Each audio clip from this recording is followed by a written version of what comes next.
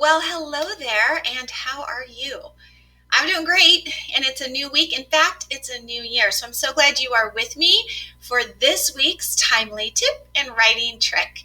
This week, I want to talk to you about the language that we teach our young writers because this is very important. So there are two kinds of language, and I'm not talking like different languages. I'm talking English, right? I'm speaking all about the English language, but even within that, writers use two different kinds of languages. Did you know that? We're talking direct language and figurative language. So by direct language, I mean the literal language. We're talking our simple and complex sentence structure, informative, descriptive, all that good stuff. Super important. But what we don't want to forget to add is the figurative language. So what's figurative language? Well, figurative language is the non-literal language. And in fact, there are 7 figurative techniques that I make sure to teach my 3rd through 8th graders so that they can develop stronger writing skills. And I want you to know what these are. In fact, I've even made you a cheat sheet. Now, I will tell you what's great about making sure that your young writers are using some, if not all, of these great techniques is one, it's going to really make their writing more interesting. It's going to take the descriptive language up, but do you know what else? Your child's actually going to love it. This actually makes writing more fun. And are we always looking for ways to make it more fun? So figurative language offers that our opportunity. So I want to go ahead and jump right on in and tell you all about these 7. For some of you, it's going to be a walk down memory lane. You're going to be like, oh my gosh, I totally remember learning that. Or you may even say, I didn't even know that had a name. So let's go over these 7 that I use. And then at the end, I'll let you know how you can get your download. And before we get started, please hit the like button if you already are excited about this. And be sure to subscribe for any future timely tips and writing tricks that I put out. Let's do this. Okay, so we're going to talk about figurative language, and I have this great little cheat sheet for you. I don't know about you, but sometimes I just have so much going on in my brain that to keep everything straight, well, I just need some cheat sheets.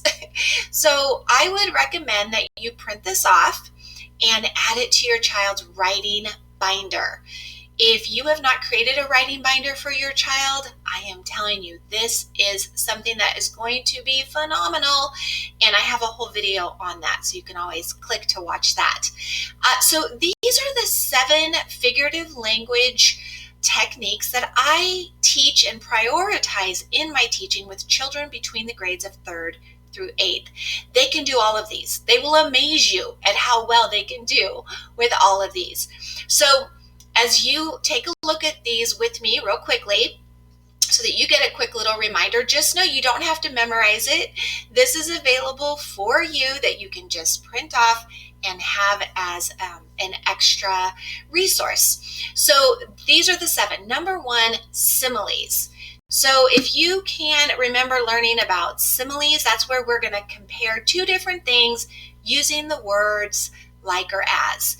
And I have a couple examples even, because if you're like me, sometimes I need to see, what do you mean? So these may sound familiar to you. I slept like a log. So I'm comparing how hard I slept to how hard a log can be. This is a perfect example of a simile. Or her smile was as bright as the sun. You get the idea? So this little cheat sheet is going to be a great help. Now, metaphors are the second thing that I like to make sure that my students know that they can use, and I encourage them to. The only difference between a metaphor and a simile is we're going to drop the like or as. We're just going to say it is this or it is that. So in my first example, I have, he was a walking dictionary. Now, I could say he was as smart as a walking dictionary, and I could have made it into a similar. But I think it's more effective to just say he was a walking dictionary. And you know what I'm comparing, his intelligence to a dictionary. Here's another example. The lake was glass. You get this imagery in your mind immediately when I say that. The stillness, the beauty, the glossiness, right? It's all right there in your mind. That's the point of good figurative language. We want our children to be using direct language, but we also want them to be using these types of techniques in figurative speech. All right, here's a third one, personification. Are you familiar with this one? It's the one when we give a non-human object some human traits, right? So here's an example. The wind sang through the trees. Well, wind is a non-human object, but we can give it a human trait to really bring it to life. And that's what personification does. How about this one? The butterflies danced among the flowers. Isn't that beautiful? You can just picture it. Butterflies are not human. They don't literally dance like we would. They're fluttering around, but how pretty that is to imagine it around the flowers. Okay, here's the fourth one that I like to teach, alliteration. I love alliteration. This is when we create a sentence with that repetitive sound. And you don't want to do this a lot. Some students love it so much they want to do it many times, and then you kind of lose that appeal of it just being that one special sentence. So here are a couple of examples for you.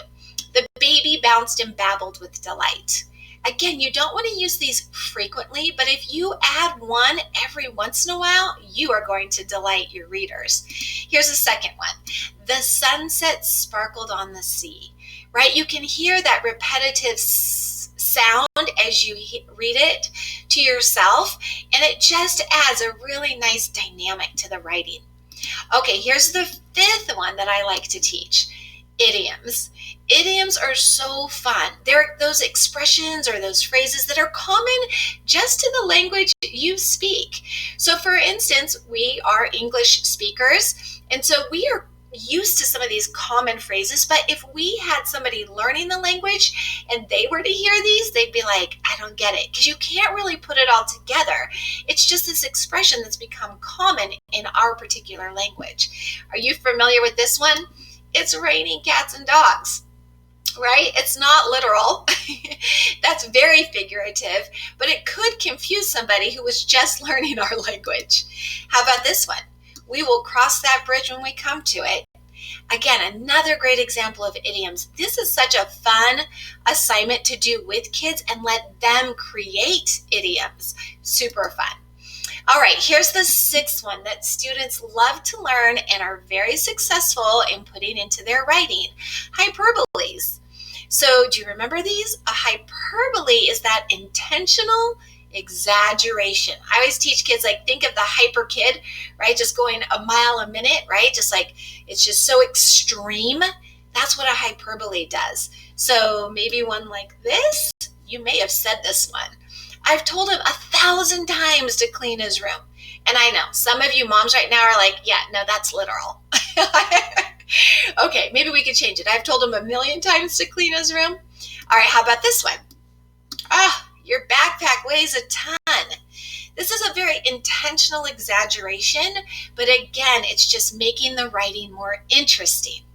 All right, last but not least, and let me tell you, when I say last but not least, I am not kidding. It's not the least of all the figurative language techniques that are out there. I seriously would guess there's probably 50. I don't know a certain number, but there are so many forms of figurative language. I'm just telling you the 7 that I find are the most used, helpful, and easily learned.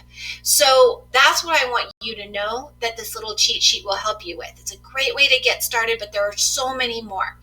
And let's end with onomatopoeia. Well, that's just fun to say. You want to just say that one with me? Onomatopoeia. These are the words that we can use that sound like whatever it is we're describing. So I could say, the baseball whooshed past my ear. That word whooshed is actually a sound word, and it really gives this great feeling to your sentence. Lastly, we have this one. All I could hear was the drip, drip, drip of the faucet. Those words, drip, it actually sounds like a water dripping, right? So fun.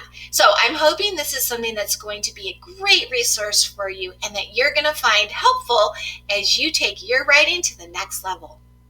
Okay, so there you have it. There are the 7 figurative language techniques that I love best. Are you excited? Are you already thinking, I think we're going to start with this one? I hope you are motivated. Go have some silly fun. It's so important that we make our homeschooling environment one that is fun, exciting, different every day, full of enjoyment. So I hope that I can help you with that. So now, do you want the download? I'm going to be really honest. You have a few options here. You can hit rewind and go take a screenshot and be done with me. Or you could, maybe you did, jot them all down on a piece of paper and just hit pause and write them down. Perfectly fine. That's not cheating. You're totally welcome to do that.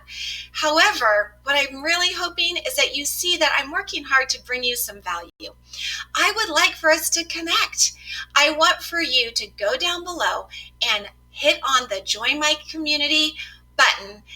Come on over, fill out my contact form, and let me email you a very nice, clean copy of this PDF so that you can add it to your child's writing binder, along with many other wonderful things that will be coming your way. I think it's time that we become friends. What do you think? All right, until I see you next time, write on.